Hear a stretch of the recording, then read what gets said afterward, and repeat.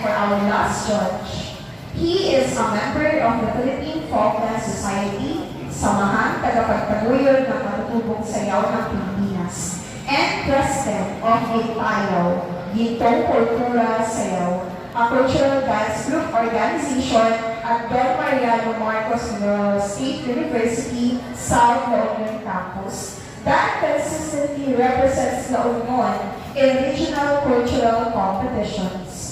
Also, the President of the Performing Arts and Creative Society of the College of Computer Science Organization at DIPSU, SU.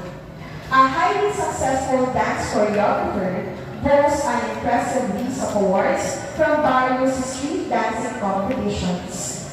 Key wins include the Baguio Panagbenga Festival in 2017 and Festival Siamyanan of San Fernando, La Union in 2017.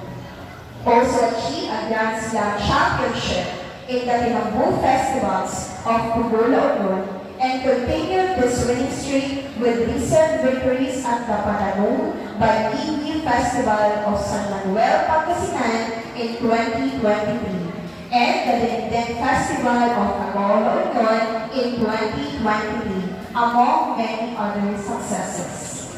Let us all welcome the Chairman of the Board of Judges, Mr. Rayhan S. Legrino.